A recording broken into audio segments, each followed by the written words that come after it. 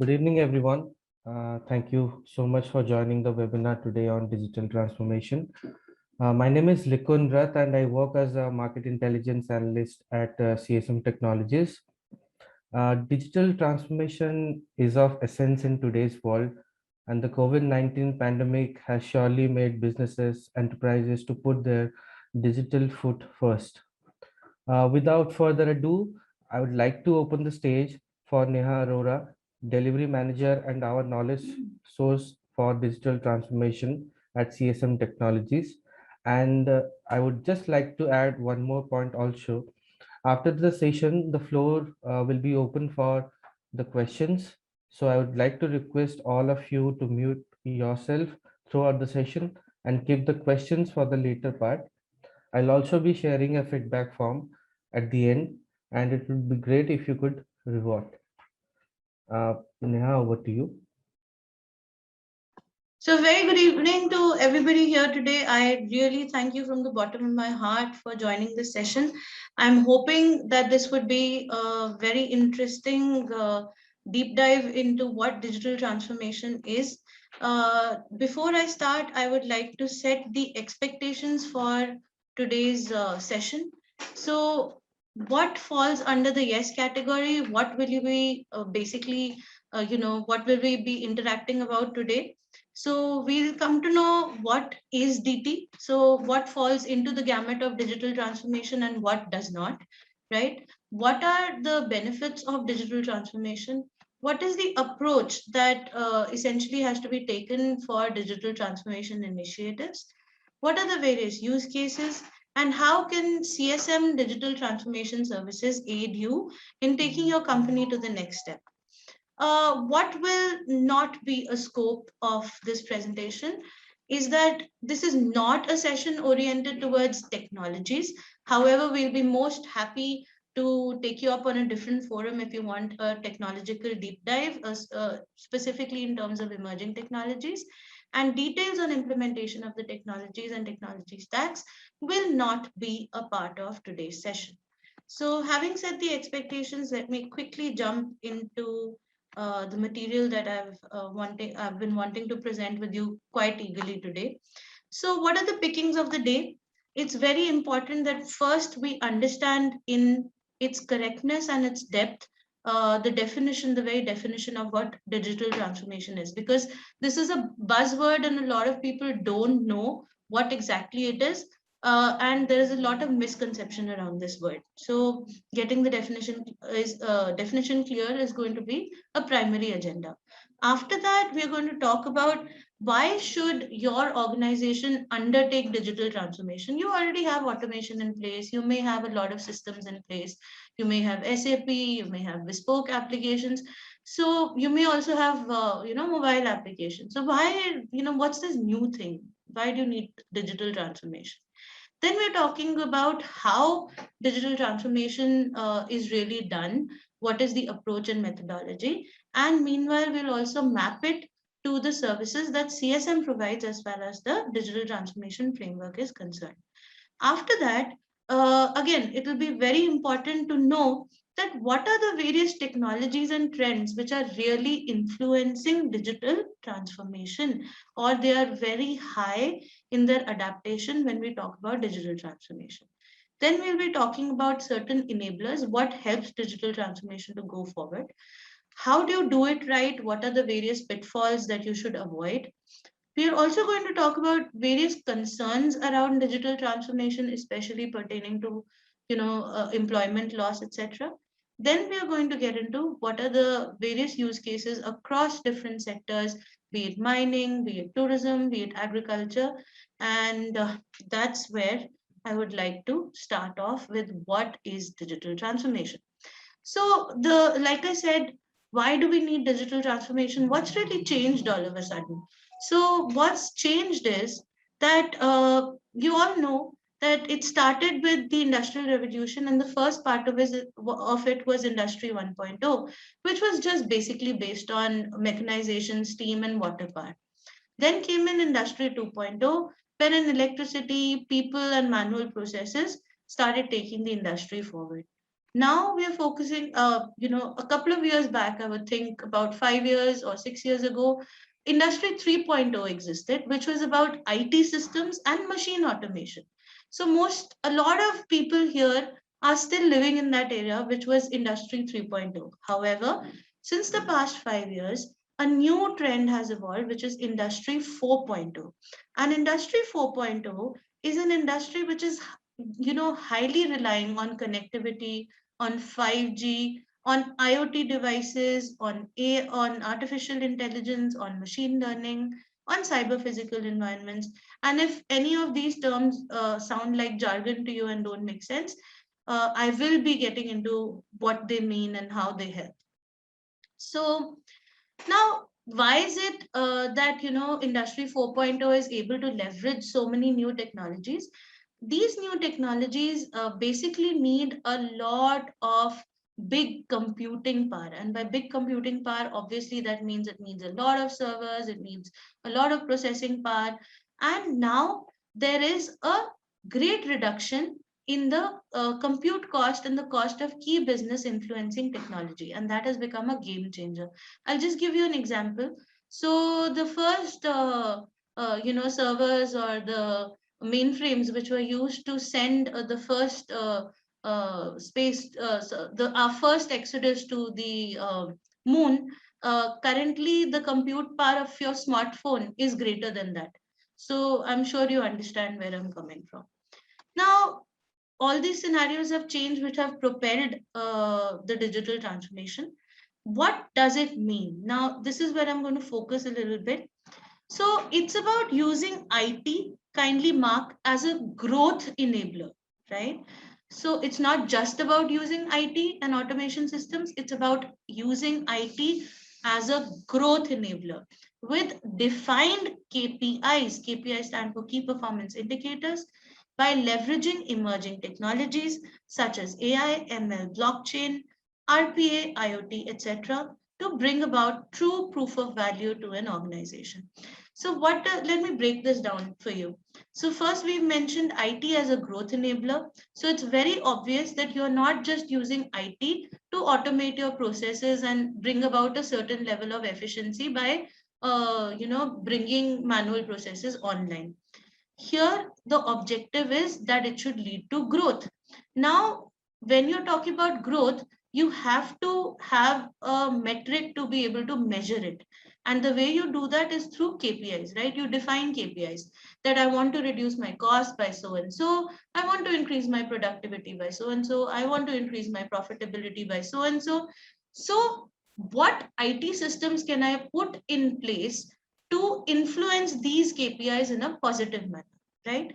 So the final, testimony to the fact that your digital transformation initiative has been a success would be the proof of value, which essentially means that your KPI targets have been met by implementing this IT, right? So IT as a growth enabler targeted directly for your organization's KPI improvements to bring about proof of value. Now there is a paradigm shift. Earlier it was about proof of concept. Now it's about proof of value. So what does this mean? The idea is not to identify an emerging technology and just adapt it. Oh, great, everybody is using AI. Let me introduce it in my company too, and let's see what happens. The idea is, does artificial intelligence have any relevance to solving a business problem that I have, right? Or to achieving a business goal that I have? Only then will I use AI. So the idea is not to identify the emerging tech, but to identify the business case fit or the problem statement fit or the goal fit for that technology. Okay, then I'm getting into what is digital transformation and what it is not about. First of all, it's no magic. Okay, it's not like your fairy godmother will come and transform Cinderella in 2 minutes. It doesn't work like that. It is not a big bang approach. When you have identified that these are the areas in my organization where I want to introduce emerging technology, I want to undertake digital transformation, you will do it in a phased manner. You will not do it together. There is no big bang approach. Again, I'm reiterating, digital transformation, however technological it may sound, is not about technology at all. It is about solving business problem statements, reaching business goals with the use of emerging technology. So technology takes a backseat. Here, business goals take the front seat. It's about self disruption. Now, you may have heard the term disruption, and a lot of companies disrupting existing business models. Let's take, for example, Uber. Uber and Ola have totally disrupted the way the taxi and the cab market was going, right? Uh, to such a point that it has become irrelevant. So, the idea is that an organization should undertake digital transformation and self disrupt, right, by undertaking digital transformation before somebody else comes and disrupts your traditional business model. So, Uber and Ola are basically, their tenant is on technology, right? So, using technology, they have disrupted the entire industry, right? So the idea is to self-disrupt before somebody else comes and disrupts you as a business, as an organization, and makes you absolutely irrelevant. Right? It's about omni-channel customer experiences and offerings. So what do I mean by omni-channel? It basically means that it is a seamless offering throughout all the digital platforms of that particular organization. So when I go on social media, when I go on the website, when I go on the mobile app, when I basically explore all the platforms of a particular organization, all of them should be giving me the same campaign or the same messaging or the same marketing experience, right? So that it's seamless. And as a customer, I am being pushed to the same goal of the business, right? Now it's about digital operations and digital culture. So within the company, it is about digitalizing the operations to make them more efficient and hence increase productivity, which will obviously save cost. And it is also about getting the company to imbibe a digital culture. And digital cultures are usually very agile. Agile essentially means that they are very open to change and they are designed in such a way that they can easily adapt to change. Okay, moving forward. So a lot of you could have possibly joined here because you suffer from digital transformation FOMO. FOMO is essentially fear of missing out. So if you see the particular cartoon in place, it says the market is shifting. We need a new strategy. Bring in the consultants, right? So definitely the CEO is really worried because, like I said, these days companies need to self-disrupt with digital transformation. Now, is it time to go digital? Well, considering trends in 2019, the pace or the rapidness at which digital was expected to progress was close to about 3 to 5 years. However, with the advent of COVID-19, since most businesses have, the idea of brick and mortar stores has become irrelevant or became irrelevant for a certain period of time during COVID-19, it is the best time to go digital right now because everybody is going digital to sustain their business. Now it's become about sustainability rather than just improvement, right? Now let's talk about the whys of it. Why do you need to undergo digital transformation? Look at the world trends, right? So 91% of the organizations today are trying to adopt a digital first business strategy, right? Believe it or not, the worldwide spending by 2022 in digital transformation projects will be 1.97 trillion, almost $2 trillion, right? Which means these days IT companies will have to provide digital transformation services because automation, which was relevant to Industry 3.0, is now off the table, right? Now everybody wants digital transformation. 48% of the organizations want to have a digital first approach in place. So again, I'm going back to the Uber example. So they don't want to even function without technology. They are putting their use case and they're saying we are achieving it with technology. So that's a digital first approach. There is no other approach in which they are tackling their business model. Okay. So what are the top objectives for a digital transformation strategy? See, your customer is the one who ultimately influences your business, right? Or the success of your business. And in cases of governments, it will be the citizen or it will be the industry. So it could be G2B, G2G, G2C. So it depends on who is at the other end, right? So they are your users and they will ultimately influence the success of your organization or your business. So to create better customer experiences, is a key objective. Then to improve process efficiencies through automation, obviously internal processes need to be improved to drive cost reduction. Then drive new revenue streams. This is again very important, right? So I'll give you an example of driving a new revenue stream. So, if a business was brick and mortar only, and now they've also started selling online. So isn't that a new revenue stream which has come into place? Earlier, they were only able to get revenue from within the brick and mortar store. So then there are changing landscapes as far as spending is concerned. So in the next 12 months, sorry, in the next 12 months, 15.3 million is expected to be spent, and the budget split is, this is an interesting fact actually, right? So the budget is split almost 40 to 60%. 40 is towards people and skills, and 60 is towards technology. So you can see the difference is not much. So in order to implement the digital transformation technologies, obviously it is very important, rather it is a prerequisite to upskill the people, or rather to skill the people, make them aware of this cultural change before bringing in digital technology. So training, skilling your own people, your own organization's people before you undertake digital transformation is extremely important. And hence you can see that 40% of the spend budget is dedicated to that. Then achieving digital business success. So 80%, if you focus on your data security and production strategy, 80% success rate would be there. If you focus 74% on technology needs assessment, and so on and so forth. Now, how is digital success measured?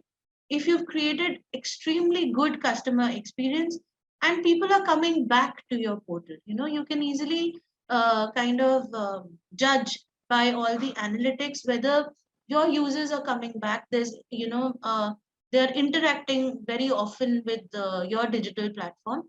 That essentially means that you've created a great customer experience. Improved employee productivity. So definitely, let's say if an employee was able to process 10 applications in one day, now the employee is able to process like, even 50. So I'll give you a good example of this. So when for lending purposes, earlier when banks used to assess somebody's profile and analyze the risk involved, so now there are systems which do that, right? So earlier those application verification took a lot of time, and now it's done through a lot of algorithms, a lot of machine learning algorithms, and hence in a day you can, if earlier you were processing 10 applications, now it's even possible to process 100 applications, right? Increased ability to enable innovation. Okay. Then what are the challenges? Too many competing priorities. So like I said, you, for digital transformation, you cannot have too many competing priorities together. So I want to do this also, I want to do that also. At the same point in time, you want to do 10 different things for your organization. That does not work. It has to be a scaled approach and a prioritized approach. Lack of sufficient budget. You get into digital transformation and then you are not so invested in it. That can be a excuse me, that can be a problem for achieving success. Lack of staff and or the correct skill sets. This brings us back to why 40% of the spend should be spent towards the towards skilling the people towards digital technologies and transformation. Now, what are the usual KPIs targeted for digital transformation? Definitely employee empowerment, superior customer engagement, operational optimization, products and service delivery transformation, right? So earlier, if your service delivery turnaround time was, let's say, 3 days, okay, or let's say 10 days. Now you want to reduce it to 2 days. If I talk from a government perspective, let's say a particular application from a beneficiary took let's say 40 days to process, with all the objections raised and queries raised and all that happening, multiple documents being exchanged. So earlier, if it took 40 days, digital transformation KPI would target to bring it down to, let's say, 2 days. So first I set a KPI, I want to bring it down to 2 days. Then you understand that in order to bring it down to 2 days, what is the technology that I should use? So like I said, problem first, and then the solution in the form of technology later. Then we come into process re-engineering for efficiency, cost optimization, which is very obvious. It should be scalable easily. So it shouldn't be that you've done something now and in the future you'll have to make major changes for to accommodate the future technologies. And like I said, business has to become adaptable. So that is all a part of digital transformation. Now, digital customer experience means omni-channel experience, internet marketing, and consumer perception. What are the various digital offerings? Linked products, predictive utilization, pay per use. I'll give you an example. So when you buy something off of Amazon, you'll get a lot of links which recommend something for you to buy, which is of the similar category, right? Or which tells you that, other people have bought this. Why don't you, other people who bought what the item you bought are also buying these items, right? So those kind of predictive recommendations, linked products are basically the digital offerings. Then we come to digital culture. So there has to be dynamic ecosystem. There has to be a virtual workforce and technical skills. We've all moved towards being a virtual workforce. Most of us are working from home now. Digital innovation and collaboration. Now we come to the digital operations. So again, the operations have to become very customer focused. There has to be customer focused platforms, right? I've seen that in a lot of places, leadership decides that this is what my software should do or this is what should look like. However, the right process is to analyze what the customer wants and then design a platform accordingly, which we call as UX based designing or user experience based design. So again, while talking about the benefits, I would like to highlight a couple of success stories. This is from a government background. So government of Telangana has declared 2020 the year of AI, right? And that's very progressive. So year of artificial intelligence. They've taken up multiple measures. So T-AIM is one of these measures, which is for improving yield and price discovery real time and farmer lending risk assessment. So this is all pertaining to the agricultural domain. Then again, for in the agricultural domain itself, crop identification at a village level for multiple rice varieties using drone surveys. So, drones will fly and they will determine that in a region, what kind of rice varieties are there. And also pest control via smartphone apps and computer vision. AI in healthcare also, they've taken an initiative, that is diagnostics, proactive public health, which means that if you're envisaging a particular health breakout to happen, then there's proactive messaging going out to the citizen to take measures, right? Then evidence-based protocols and strategies. So if you would have a look here, this is a live example of a pilot they have done where they're trying to, through a mobile app, they can show the particular crop and see whether it's pest infested or not. In healthcare, they are showing the camera and it is automatically capturing the weight of the baby, right? Here, if you can see, you'll see a couple of images, right? A couple of satellite images. So basically, drones have flown over this and they have been able to assess what kind of different crop varieties are available in that particular village. Last is about crowd management with computer vision. And this has actually happened and was the pilot was successfully implemented during the India versus the West Indies T20 match at the Rajiv Gandhi International Stadium in Hyderabad. So they were effectively able to analyze the crowd and whether it can result in any stampedes, etc. So these are, so what I'm trying to say is digital transformation is not in the future, please understand. And it's not just big conglomerates or monolithic MNCs or the US companies which are taking up digital transformation. It's here and now. In India, which is a developing nation, the state of Telangana is actually doing these things. So please, you need to kind of reorient your thinking that digital transformation is now and you are already late, if you permit me in saying. Okay. So what are the central tenets of digital transformation? Of course. So the inputs are what are the customer needs? Because like I said, DT has to be centered around the customer needs. What are the various problem statements, right? And what are the macro trends? Now, by macro trends, I mean, what are the other evolved industries who have already taken up digital transformation and have got some success from it? What are they doing? So, for example, in mining, in Rio Tinto, they have already implemented automated fleets. They have already implemented a lot of IoT, which gives them, on-ground information about the mineral. So they have already implemented all these things, and it has proven as a success. So if you're in the mining domain, you don't. Of course, there'll be some things which will be happening as per your customer needs, but you don't need to reinvent the wheel. You can always learn about macro trends and try to implement those because they have proven to be a success in your sector. Now, once that is done, how does these are all the inputs. Now, how does the process flow? For a digital transformation, the very first thing that a digital transformation consultant like us will do when we enter an organization or a corporate is that we sit with the leadership and define business goals. So, a business goal could be something like I want to, increase my profitability uh, by 2020. That's a very high level business goal, right?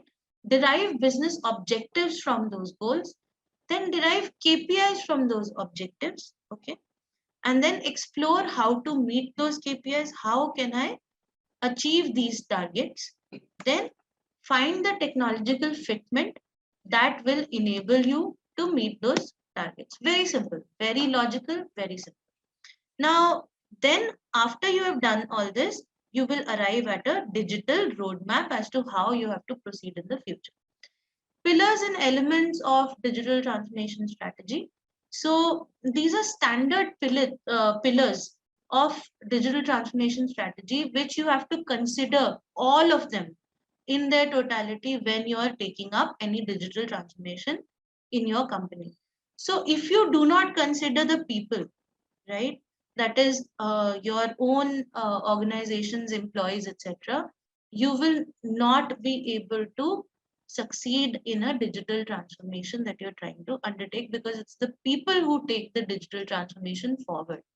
If you don't consider process, of course, you have to understand what the process is because that's what you need to really optimize with tech interventions. Business strategy, what is the organization strategy or what is the business strategy is key to understand because it's only then can you recommend a digital first strategy or even analyze whether a digital first strategy would work or not. Then would be user experience. After that, technology and data, right? And of course the culture. So the culture has to be change ready, it has to be adaptable. So consultants like us will focus on all six of these pillars when we undertake digital transformation. That means earlier in automation we were just focusing on process, right? How to automate this process, but now we are considering all these six elements. Moving forward, we have understood what, we have understood why, right? Now comes the obvious question. Okay, great. We are convinced what digital transformation is. We are already convinced on the fact that it's beneficial and the fact that it's unavoidable now. It's indispensable. You have to do it, right? So now comes the question, how can we do it? So CSM, there are multiple frameworks by different companies in the world to undertake digital transformation.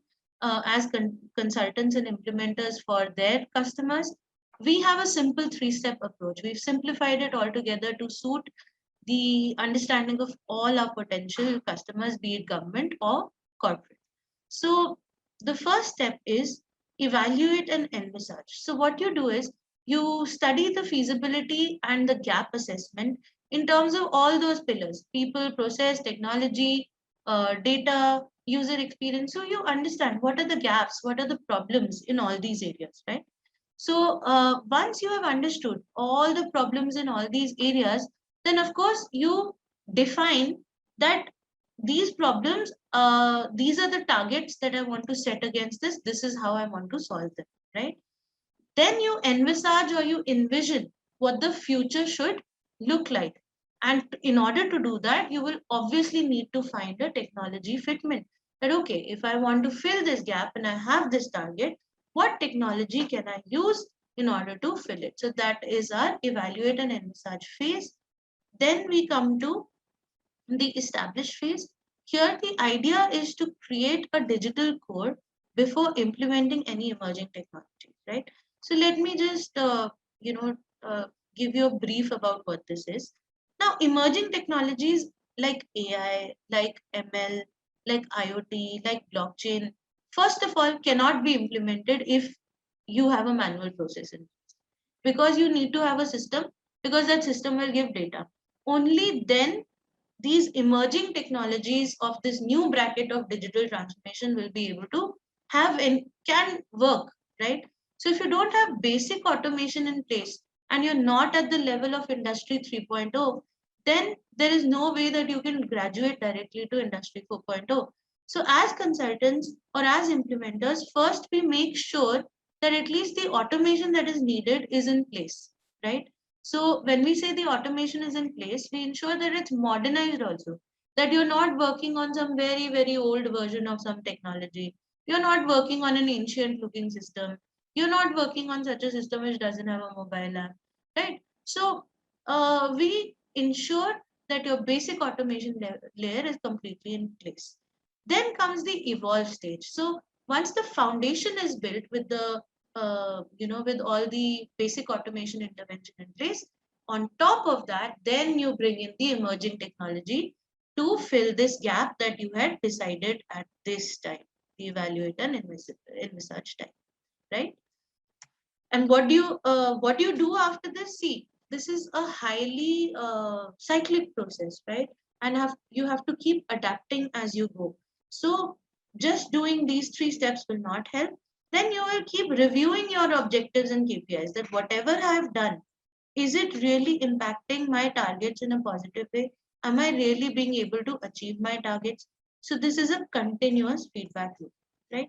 Then there is a management layer where change management is the most important part, because you're bringing a transformation in your organization. And if you do not, bring in change management involves the skilling, upskilling of your workforce. It also involves the change in mindset also, right? Because a lot of people are technology averse. I would rather do it over paper, right? I would rather just simply use an Excel. So bringing in that adaptable change pro kind of environment is extremely important. Now, again, this is an elaboration of the same framework that I've told you about. Nothing specific that I need to talk about here, other than I've already explained macro trends, I've explained internal challenges, and these are the transformation drivers per se. And your customers' needs and wants are also drivers. And why the customer is very important now, and he's very intelligent now, right? They expect you to give, like if it's a government portal or if it's a corporate portal also, they'll be expecting you to give a user experience as good as Google or as good as Amazon or as good as any of those biggies, right? So they are exposed to great customer experiences online. So if your customer experience online does not match to the same, of course you will lose your customer base, you will lose your users. So the overall, I've already discussed the evaluate, envision, and elaborate phases. Then I've already discussed establish and evolve as well. Then you arrive at a transformed enterprise, which is experience driven, analytics based. So the decisions which are taken in the organization are no more on the women fancy of the leadership, they are data driven decisions, right? Then architecture led roadmap. It's also cloud based because everything is in available in a digital format and it has to be in a secure environment. Hence, you move into cloud. And this organization becomes innovation centric because you're using online tools. Hence, it becomes very easy for you to go to market and implement new products, right? So, the turnaround time for implementing new innovations as far as your products and services is concerned becomes very less. I've already talked about certain enablers. So, executive intent, that means leadership involvement and leadership drive throughout the project is very important, especially in government scenarios. Operational excellence, change energy culture, and customer centricity. I've already spoken about the management layer. Now, I'll just do a quick time check here. So we're about halfway through. Yeah. Okay, great.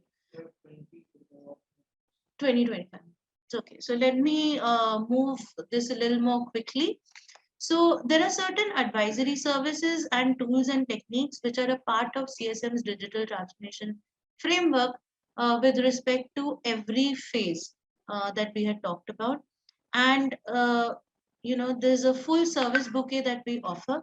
And if you need more details on this service bouquet, uh, please feel free to contact our marketing department, to contact our sales department. The numbers are listed on our website, and they should be able to help you with the right kind of advisory services or the right kind of implementation you would need for your organization or for your business. Right?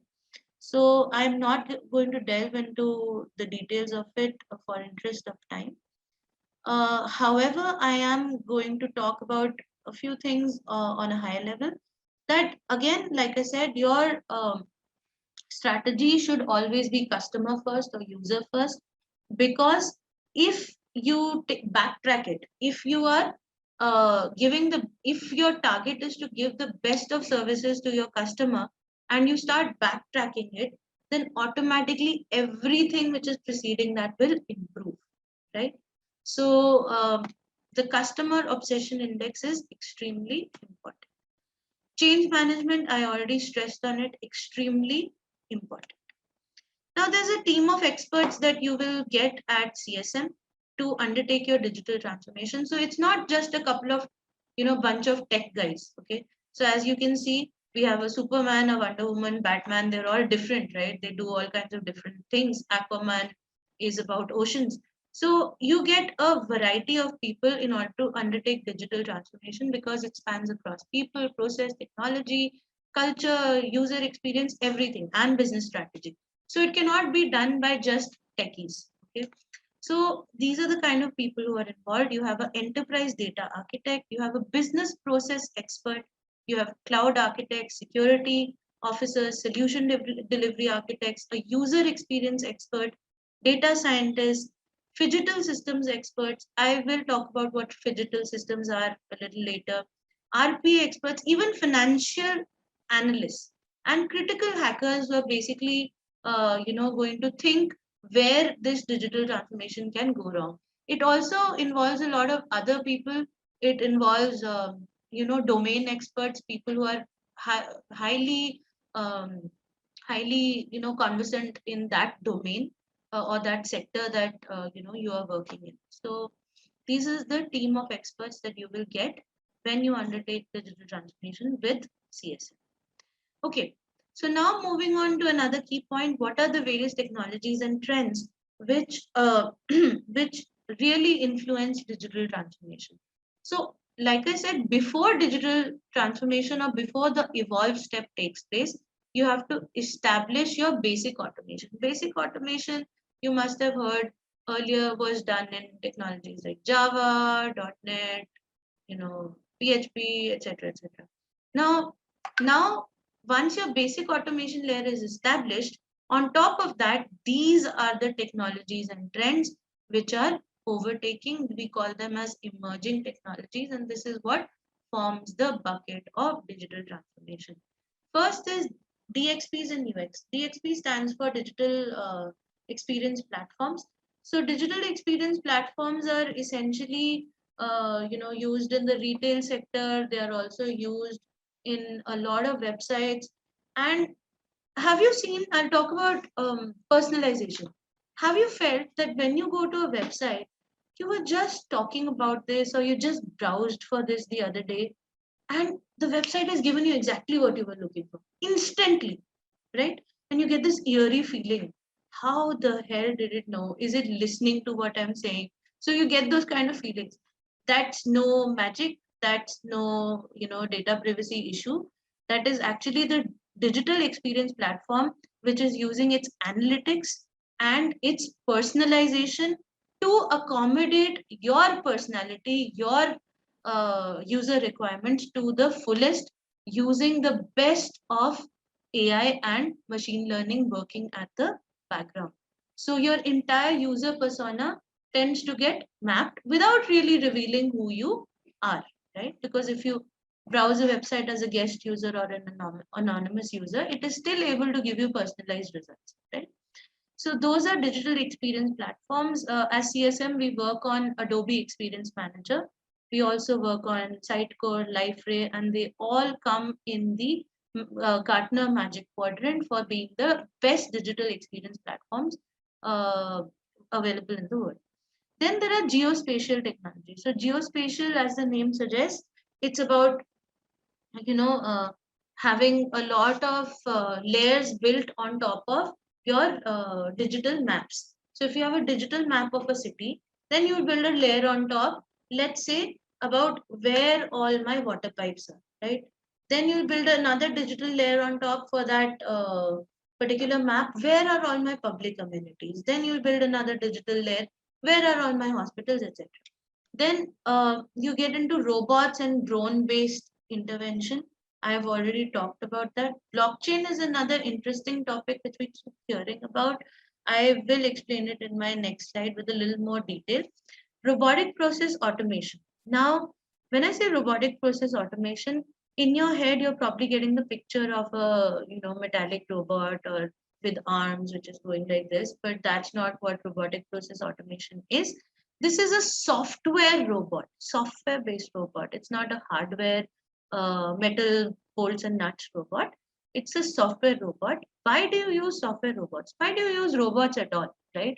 You use robots where there is a repetitive manual task which does not involve much intelligence, but it is, it's highly repetitive and you need very fast processing in it. Now, this is not just true for hardware and conveyor items and things like that. It also becomes true for manual processes. So you have so many data entry operators. You have so many people just verifying, scrutinizing basic stuff like they compare a name to the PAN card which is entered in an application. So all these kind of, I would say, less intelligent activities, but highly important and highly repetitive in nature, is something that you use a software bot for. And a software bot acts exactly like a human being. It is programmed to replicate what the human being does in that process, and it follows it to the T. And robotic process automation is being highly used, and why it's being used is for the operational optimization, right? How much productivity you're able to increase. Then, of course, AI, ML, conversational AI, you are able to get through chatbots, right? IoT are IoT is Internet of Things. So, as the name suggests, it will give you real on-ground information by means of various sensors, like environment sensors, like location, proximity and location sensors, etc. Then you have augmented reality and virtual reality. So like you must have seen that a doctor working in a remote place is able to visualize through a screen the exact or the organs of that person, is able to guide that this is where you should go, this is where you should go. And that's not the real picture, but it's more like a more like a digital version of it. So that is augmented reality or virtual reality. Computer vision is the ability of a smartphone or of any camera to be able to recognize or distinguish between one item from another. So this is happening in facial recognition. It's happening in China, right? So every citizen in China has to, when they register their IDs, they have to register with their facial recognition. And all their video cameras and their smart cameras throughout all their cities will be able to pinpoint exactly where that person is just based on facial recognition, right? So cybersecurity, biometrics, very obvious. I think a lot of you know about it. Big data and analytics, I've already explained.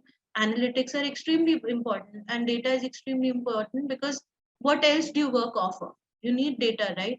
Then data visualization tools are there.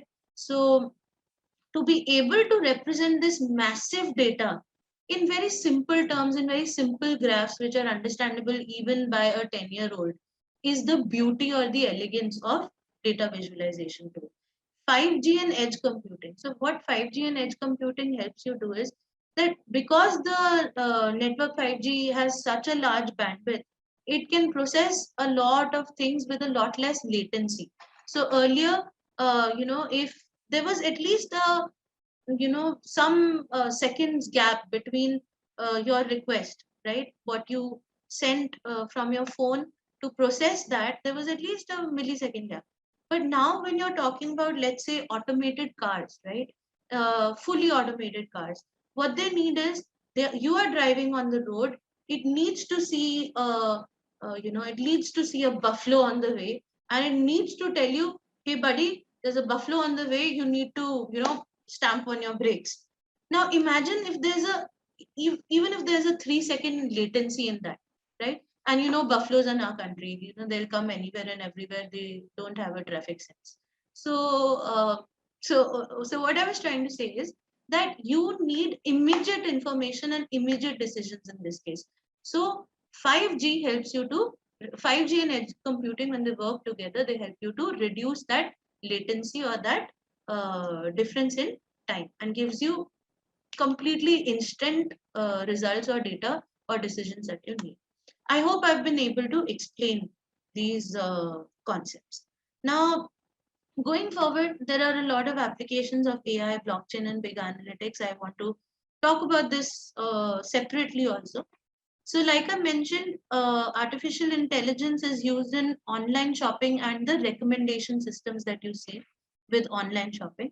They're also used in chatbots and personal assistants that you find on a lot of platforms. I have ordered, I order from Swiggy a lot, and almost twice a week my order is cancelled. And every time my order is cancelled, I do not have to go back and call up a customer executive. I don't remember even a single time when I had to explicitly talk to a human customer executive, be it refund, be it anything. I'm able to deal with the chatbot. It deals with me, and we are all cool. I get my refund, right? So now we have smart home assistants. All of you, I'm sure, you have Google Play, or you have Alexa, or somebody at your home who's kind of helping you out. So what I have, Alexa, which is an Amazon product. So it's so tightly integrated with the Amazon app from where I buy. So today morning, one of my orders was about to arrive. So Alexa very chirpily tells me that your order is arriving at 2:56 p.m. today. I was like, wow, thank you, Alexa. So then again, automated cars, I already explained it to you. It is also used, AI is also used to stop misinformation and fake news, because it is able to browse the web and check the veracity or the truth behind the news. It is then also used for computer vision and prevent cyber threats.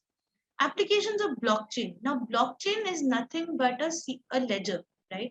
So when I say it is a ledger, that means if there are multiple transactions happening, there are multiple sub transactions happening in order to complete one full transaction, then it will be like a linked chain. Okay. So one transaction will give input to the second transaction, which will give input to the third transaction, so on and so forth. So what will happen is that all the parties who are involved in these transactions, right? So suppose three parties are involved in a transaction. It's a tripartite agreement. And I actually mean a tripartite agreement, right? So there's the bank, there's the lender, and there's another lender, and there's another person who's going to get the asset, right? So three people are involved. Now, for another link to be formed in that chain, right? All the parties have to agree, which means there can be no fraud happening, and which also means that there'll be continuity, which nobody can nobody can fault or doubt it, right? So in supply chains, it's very important, right? Because there's so many transactions happening. First, it gets out of the truck will get out. It'll probably go to railway, or it'll go to a port. Then it'll get onto a vessel. After getting onto a vessel, then it'll probably again do inland road travel. Then it'll go to the particular warehouse. After a big warehouse, it may go to an intermediate warehouse. After that, probably it'll be a door-to-door delivery, right? So there are so many steps happening on the way, and blockchain is a very easy way to track all these steps and to get consensus from all the parties involved every time there's another block added. Because what will happen is when it reaches the port, another block has to be added, and the port guy will say, yes, it's reached the port. The road guy will say, yes, I've delivered this to the port. So everybody has to agree, right? The vessel guy will say, yes, it's come to the port, now I'm going to take it further, right? So even for one chain link of the chain to be added, everybody has to agree. Then similarly for retail programs and royalty awards, it's very highly used. Digital IDs, it's very highly used. Transfer of real estate and land allotment, very important. So today I was the owner. Tomorrow, let's say there was a change in name because I passed away and I passed it on to my kids, right? Now my kid transferred the lease, or basically transferred the house to his wife, so on and so forth. So that entire chain of how the uh, real estate was transferred was is very important to maintain, especially in India, where there's so much fraud happening with the real papers of that asset. Food safety, again, very important. Where exactly is the is the rice coming from that I'm eating, right? Is it really coming from the Punjab belt? Where exactly is it coming from, right? So this is already happening. When you go to a lot of restaurants, they tell you that this particular cheese that you're eating is coming from XYZ place, right? Or this particular tea that you're drinking is coming from Assam. So this is already being taken care of. The Tea Board of India is already, using blockchain for tracking the T from its origin to its delivery point. Digital voting, protection of the royalty and copyright. Then we come to big data and analytics. I want to talk about this a little bit. So descriptive analytics will tell you this is your data. Okay. It'll clean up your data and will tell you, okay, this is your data. You have 500 employees in your company. Out of 500 of those, 200 are at an efficiency of only 40%. The rest of them are at an efficiency of, let's say 70%. And these people who are at an efficiency of 70% are the ones who are actually slogging more and they have a burnout. Okay. So this is called descriptive data. It will tell you what the data is as is. Then you have diagnostic analysis. Now, this data looks like this, but why, right? Why is my attrition happening, right? So why is my attrition happening can come from the guys who are more efficient are being burnt out, and hence attrition is happening. So that kind of thing is diagnostic analytics, okay? Prescriptive analytics, from the same line of thought.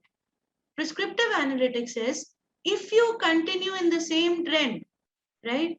If only 70% of your people are the ones who are really performing, and 2 years down the line, you will be at this stage. Your attrition would have risen by this much. That is predictive analytics. Then you have prescriptive analytics. This is the problem. How do I solve it? Because if I keep going down this road, then I'll become a loser. So how do I solve it? So just like a doctor will prescribe something to you, this piece of analytics will tell you, okay, this is what you need to change for your, for your attrition rate to lower down. I hope I've been able to explain the difference between all these pieces of analytics, and they're all linked together. Then you have pattern recognition. So it is able to recognize patterns from within your data. Of course, data modeling and data visualization. Now we come to the enablers. I'll do a quick time check again. So, sorry. So 10 more minutes sans the Q&A or with the Q&A? Sans the Q&A. Perfect. Thank you. So I think I can eat up a little time from the Q&A, but I'll try not to. Okay. So we have a lot of enablers for digital transformation. So we can describe it with a simple ABCD. So agile organizations, again, I told you agile organizations are the ones who can adapt to change very quickly, and it doesn't come naturally. You have to build it. So we as digital transformation consultants build that change of mindset, and we have our ways of doing it, tools and techniques, which I told you, you can get in touch with our marketing team, our sales team, and they can easily tell you how we do this. Then business model innovation, right? Again, I'll go back to self-disrupting, right? So there are certain business models which are already defined, which you can use for innovation. So on-demand platforms, right? On-demand platforms like Netflix, okay? So that is again another big disruption which has happened, right? So I am watching everything on demand, and my earlier channels have become absolutely irrelevant, right? So there are certain models which have already been defined, and you have to check whether that model suits your business or not, whether it can fit your business or not. So one is on-demand models, another is digital marketplaces, like Alibaba has a digital marketplace. That's also changed the landscape because every manufacturer from China is now reaching the whole globe, right? And they offer amazingly competitive prices. So the whole economy has changed because of that. So this marketplace system, right, is very important. And marketplace also comes with aggregation platform. So you have Make My Trip. That's an aggregation platform, right, which aggregates various travel service providers, hotels, flights, etc., etc. Then you have a shared economy model. What is a shared economy model? An example of shared economy model is Airbnb. Okay, so what they do is the Airbnb will take a certain amount, and of course the owner of that particular place will also get a certain amount. So that's called the shared economy model. Then of course consumer centricity or user centricity, that's something I cannot stress upon enough, because the consumer or the user is who is going to determine the success rate of your organization ultimately. Data and insights, you cannot work without data. Data is the one which will give you insights. So talking to people from your organization, somebody from an organization, if I go as a consultant and I interview a couple of people, one will say, oh, my organization doesn't work because of XYZ reasons. Another will say, oh, my organization, it doesn't work at all. You ask him a reason, he won't have one. Another person will say, oh, my organization is great, everything is happening in a wonderful way, right? So unless and until I have proper data which gives me certain insights, I really cannot rely on human beings, right? Then you have exponential bets. So you have to be a little risk taking here when you're talking about digital transformation. You have to bet on emerging technologies and the potential value that they can bring in. I'll give you certain examples of digital enablers that governments are bringing about. So governments have started making digital policy labs where they test out various digital policies, right? For example, I showed you TAIM, right? From the government of Telangana. There are policy prototypes, there are policy simulations. So they try to simulate that policy, or like TAIM is being currently simulated. It's being tried on the field before they go out and reach out to the entire state, right? Then digital ready policy. So once TAIM is properly tested for, let's say, 2-3 villages, then they'll probably roll it out for the whole whole state.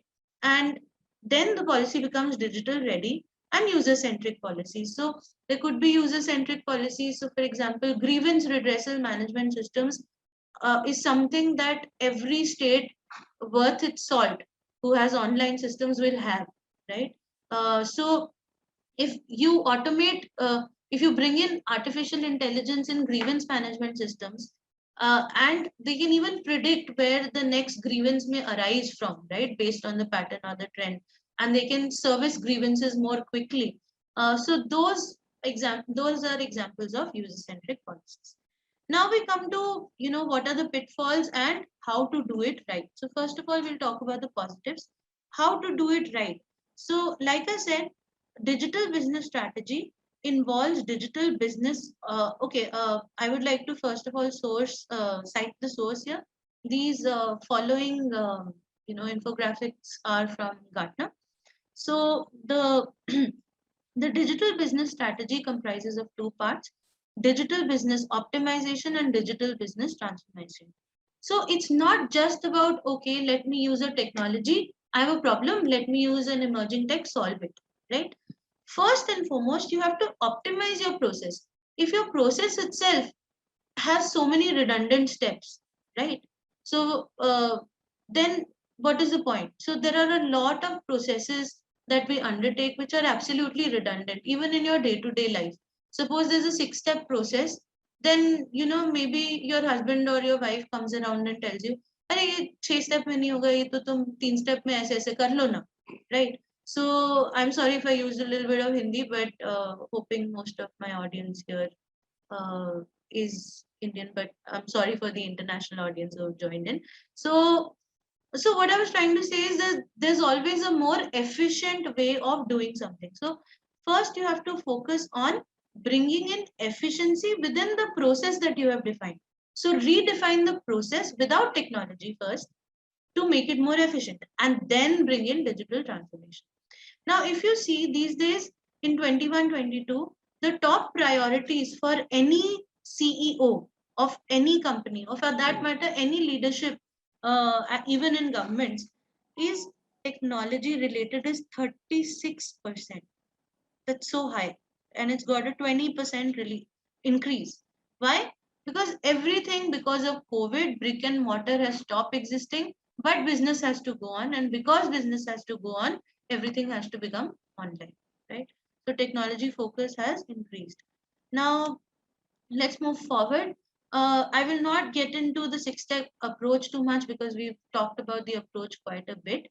I'm going to talk about the importance of leadership for any digital transformation. I want to tell you that Apple was undertaking digital transformation even before the term was defined. They were an agile organization even before agility existed.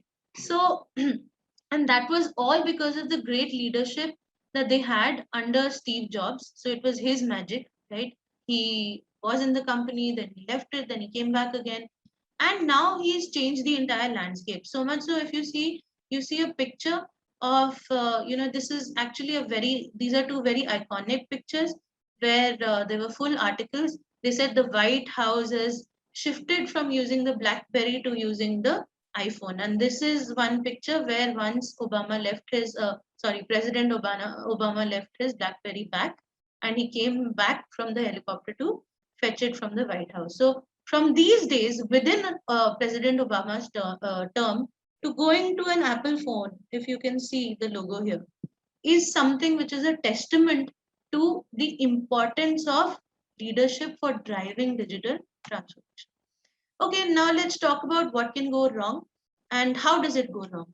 So you will be, I've talked a lot about benefits of digital transformation, but you'll kind of be surprised to know, or rather, I will probably make you nervous by telling you this, that less than 1 in 5 companies are effective or very effective with their digital transformation. Okay. Now, this is a very, this is an alarming fact, which means roughly the exact status is that 84% of the companies which try to undertake digital transformation will not be effective. Okay. Now, there are a couple of reasons for that. First reason is there is talent shortage and you're not hiring the right kind of people for you to undertake digital transformation, because a lot of your consultants will simply uh, ask you to apply technology for the heck of applying technology, right? So that's not what it is. Like I explained to you, the problem statement comes first, then comes the technology. So talent shortage happens, and talent shortage also happens in terms of technical people, not just consultants, right? Lack of prioritization. You do not prioritize what intervention or digital intervention you need first. Then operating models that are difficult to adapt to digital. Okay. Now, mining used to be such an example, right? But it has slowly changed. It was very difficult to ensure that in mines you're able to go digital. Couple of reasons. The environment is very harsh, the working environment, right?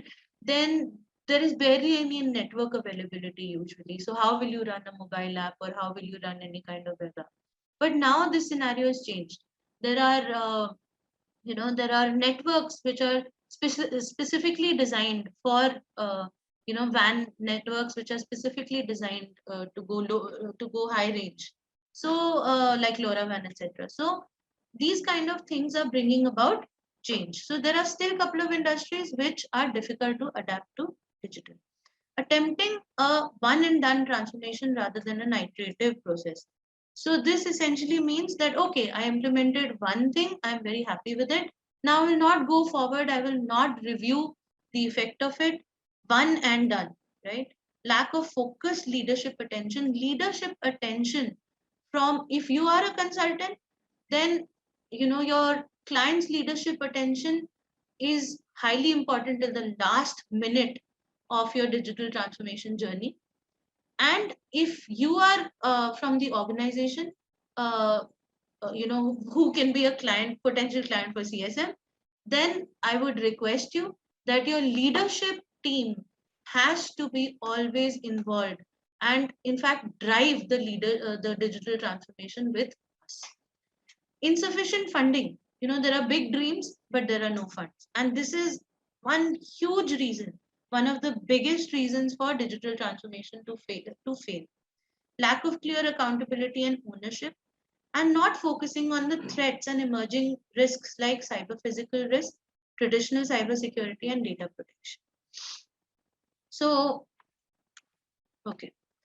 Concerns and adaptation. One major concern is employment. Remember, I told you about RPA, which was robotic process automation, and I told you it's a great thing which replaces repetitive manual tasks by by software robots who can perform the same job. So, if an employee was processing only 30 applications in one day, a bot, and I'm not kidding you about this, a bot can process at least 10 applications in like a minute. So you can imagine how much it can process in a day depending on how many of them came. So this leads to a serious threat of employment. So there's threat to low skilled labor, right? There's threat to even high skilled manpower. Why?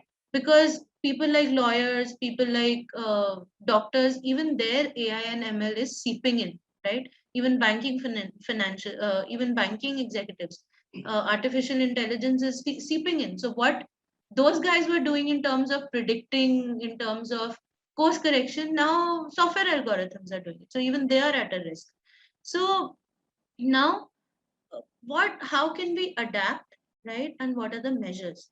So since the world is changing, right, and you can't crib about it, because the longer you crib, the farther back you go. So when you talk about adaptation, you have to prepare your workers for the new jobs and for existing ones, right? You have to empower people with a mix of skills to succeed in a digital world, right? So it has to be a mix of skills.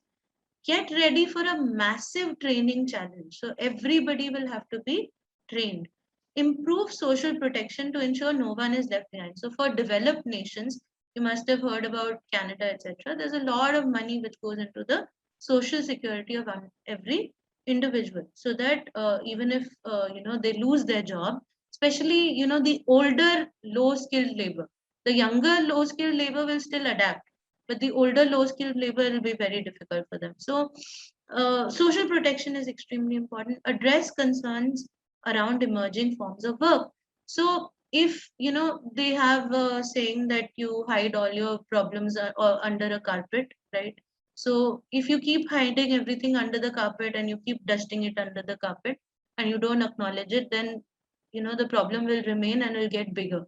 So you have to talk to people. Like on this forum, having said that, we as a technology service provider, we want to push digital transformation services to our customers out there, and that is the objective, frankly, behind this session, right? But still, I am telling you very frankly that employment is a big threat, right? It's a concern. So you have to be able to talk about these things in open forums and address those concerns.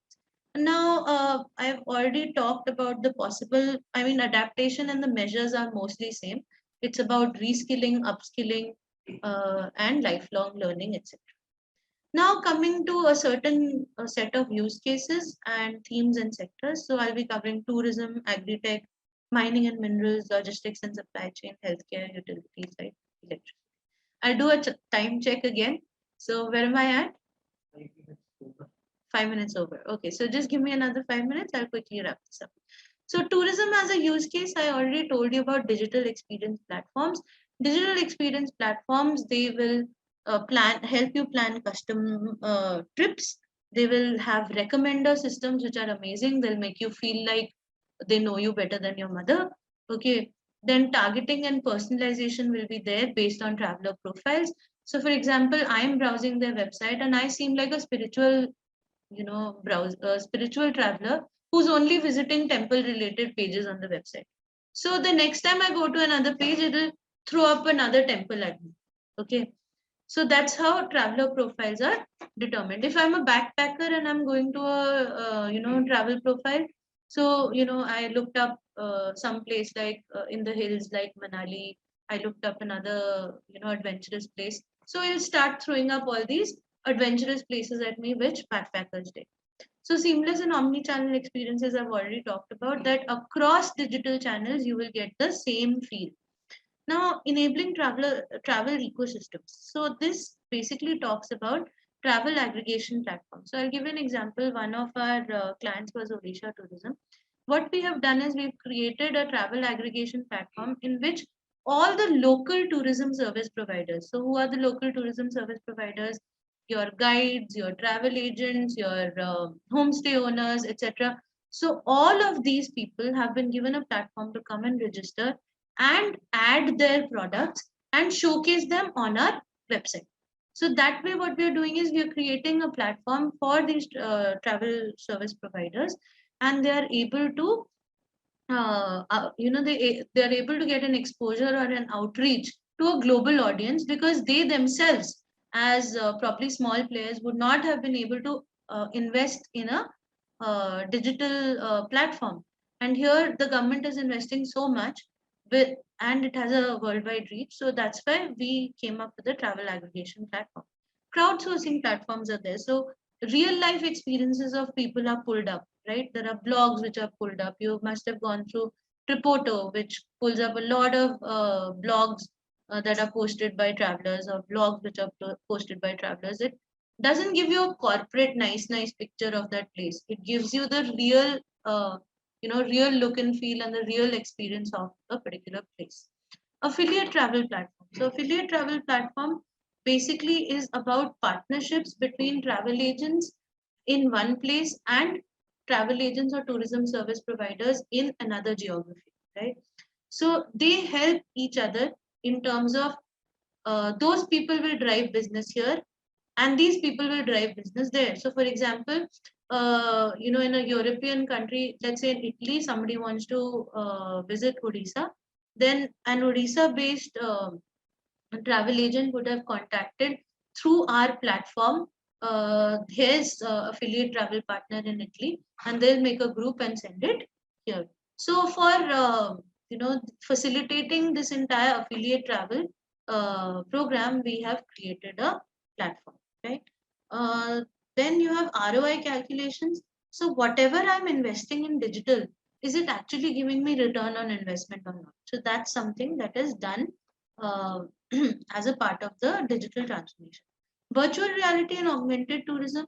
So this is really cool. So if you suppose go to Taj Mahal and you open your mobile phone, you probably wouldn't need a guide anymore, because you may focus it on a particular minaret over there, or a particular, engraving over there, and it'll tell you that this is what it was for, this is when it was done, so many thumbs were cut when it was done, etc., etc. So that's what augmented tourism or virtual reality is.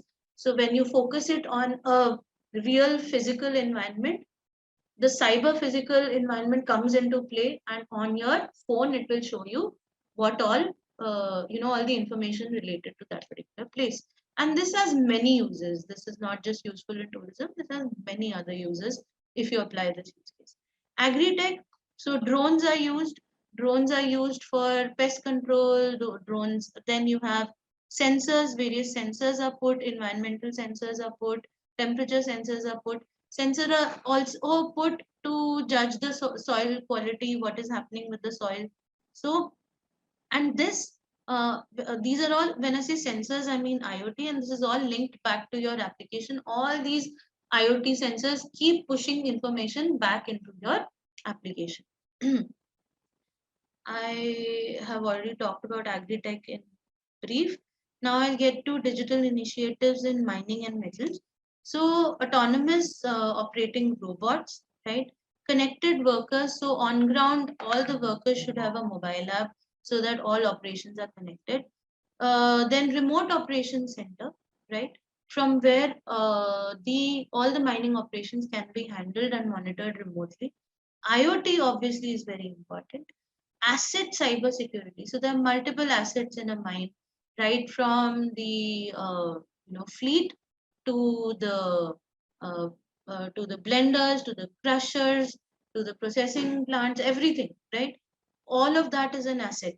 So asset cybersecurity is very important, because tomorrow if you automate your asset and it becomes robotic in nature and somebody is able to manipulate it, that's a big risk, right? So it can go and try to, your shovel can go and try to harm somebody also, you never know. So asset cybersecurity is extremely important. So then you have advanced analytics and simulation modeling. What does this do? This will give you a prediction as well as a prescription on what, it will analyze your current product inventory and will generate a uh, product inventory plan, and hence a sales and dispatch plan for you automatically.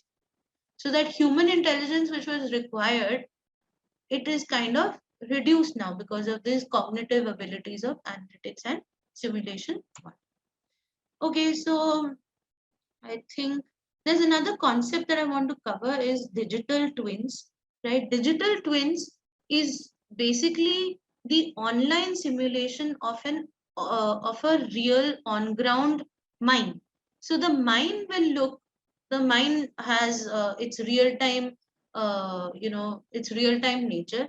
So in one query, there are, let's say, 3 shovels lying, 2 dumpers are there, and etc. All this is happening, right? 3 stacks are there. Similarly, in another quarry, something else is happening. So somebody will be able to be sitting in a remote operation center. He'll have a big TV, and he'll be able to see the mine's entire map, and he'll be able to see every quarry, and he'll be able to see exactly where the shovels are, exactly where the dumper is, exactly which dumper is moving, and that is called a digital twin. The mine is there, and its digital twin also exists. This concept is also there with human beings, right? So these days digital twins are also coming up for human beings because I have a digital identity on them. Okay, now I'll move forward. We are getting to healthcare. So healthcare, as you know, continuous monitoring you can do. Retail clinics are there. Then a lot of virtual counseling is there, right? Augmented wayfinding is there. Seamless financing, like I was mentioning, me, my data, and I, right? So it shouldn't be that all your patient history is recorded in one hospital. So when you move to another hospital, it should seamlessly flow over there. It shouldn't be that you're required to undergo all those tests again. You're required to explain your entire history to the doctor again. So your digital identity or your digital twin in terms of health should be formed. Okay. Now we're talking about utilities like electricity. So digital assets life cycle. So the life cycle of your assets, like your actual meters, etc., which are installed, can be handled real time and remotely. And predictive maintenance. That now is the time, like in a week's time, you should go and probably this meter would need to be repaired, right? So that kind of prediction also the systems can give based on AI and machine learning. Energy aggregation platforms, connected devices, real-time control of supply demand network. So this is for grid optimization and aggregation. Then we come to integrated customer services. So digital available products and services and real-time customer services. So all the services, you don't have to go to the electric department. You simply have to apply online and that user experience has to be very good. Now, again, I think my moderators will be quite happy because I've come to my last slide. So what are the key takeaways from today? It is use cases or problem statements or KPIs over the technology. First KPIs, then technology. 3 E's framework. I told you about the 3 E's framework. First step is evaluate and envisage. Then we have establish and then we have evolve. Disruption of entire business model. So you have to go digital first. You have to think digital first, and it may disrupt your existing traditional model, right? Then you have connected experiences and multi-touch points. You also have definition of KPIs. And lastly, it Rome wasn't built in a day, right? They say Rome wasn't built in a day, but I don't know if you know it was destroyed in just 9 days, right? So it'll nothing will happen in too soon. It will take time, right? So we have to leverage analytics. We have to leverage the predictive models. We have to see what the customer journey is like. We have to focus on the anomalies which are happening. We don't do all this these days. The emerging technology does all this. All we need to do is adopt that emerging technology and it'll start giving us insights, and based on the insights we aim for continuous improvement of our businesses digital presence. So I thank you all very much for your patience through this entire session. I hope I was able to enrich your concept as far as digital transformation is concerned. I hope I was able to drive the concept of what it is, how it may apply to you or to your organization, and also how CSM as a consultant and a technology implementer can help you. So thanks a lot. I'm open for questions now. Thank you so much. And I guess the questions would have to be written on chat and our moderator will take up the questions which are not repetitive. So thank you.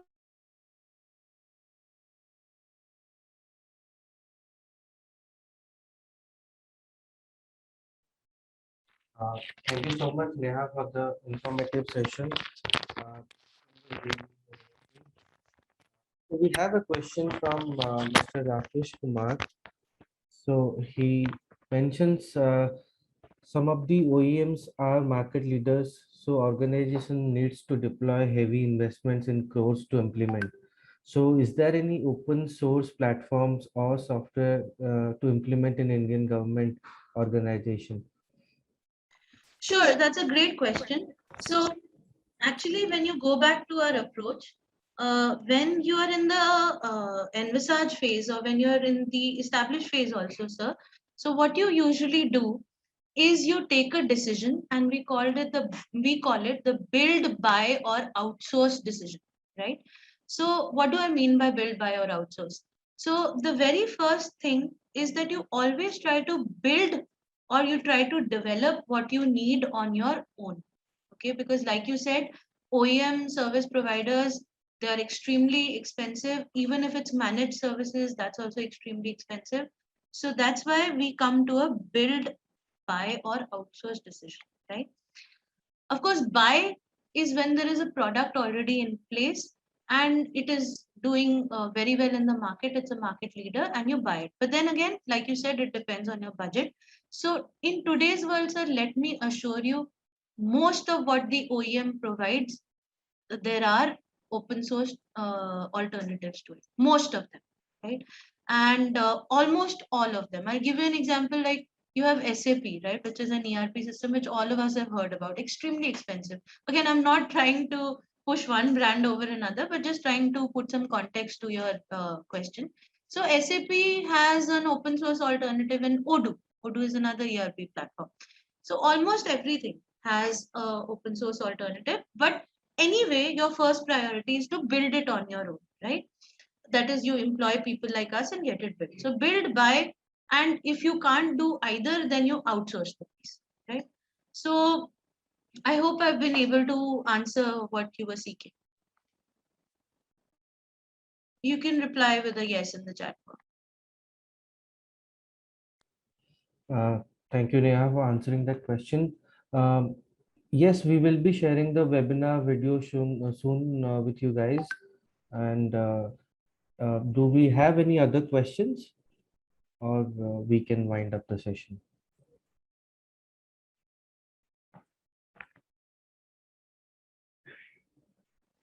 So I would love to undertake more queries because all of us know that it's a 40-minute attention span that any human being usually has, and there may have been concepts which were not too clear. I would love to undertake questions pertaining.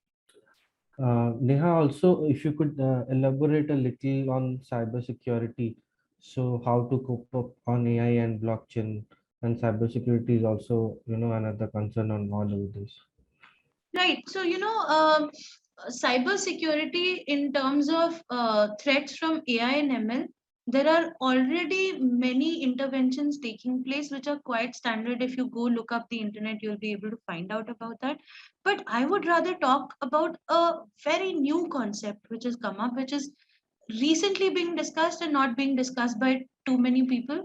And it's extremely important. So, I'm going to talk about security, cyber security risks in terms of phygital systems. So, what is a phygital systems? Where phygital system where IoT is involved. So, let's suppose your entire water pipeline, the opening and closing of it was manipulated by microcontrollers and IoT based systems, right? Now, what happens if somebody hacks that? Right, and that recently happened in one of the countries. If you can go and look it up, in one of the European countries, I'm forgetting the exact name, that actually happened. They stopped the water flow, right, those hackers. And there was there was a big ransom that was demanded and it was paid instantly. So now security officers, or chief security officers in a company, don't just have to focus on the standard cybersecurity threats. They need to, because we are moving into the phygital world and we have cyber physical systems, cyber physical risk in terms of security is becoming one of the highest risks. And I would encourage you to go and research about this a little more, because that's where we are heading. And most of the companies who are who have cybersecurity experts, or who have people like us who are advising them on cybersecurity, have got the standard set figured out already, right? So that's not a problem. Problems are these kind of new problems which are emerging because of digital transformation initiatives. I hope I have been able to answer your question. Yes, Neha. Guys, I have also shared the feedback form with you. I'm requesting everyone to fill up the feedback form. It would be really helpful for all of us.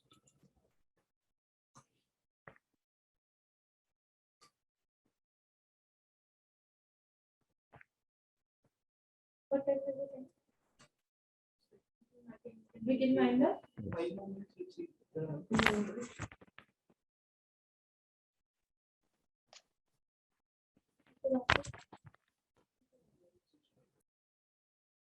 Okay, Okay, I'm here for another couple of minutes, 2 to 3 minutes. If you have any questions, please share them with our moderator. And in the meanwhile, I would really like to thank our moderator for taking this forward so seamlessly and smoothly, and our entire marketing team who have spearheaded this particular session for all of you. I hope you enjoyed it.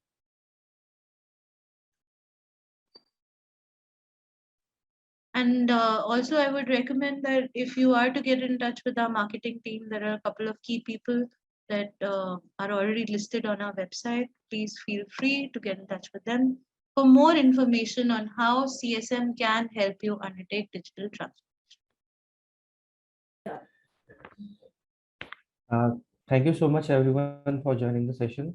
Yes, it was really engaging, interacting, and informative for all of us. Thank you so much.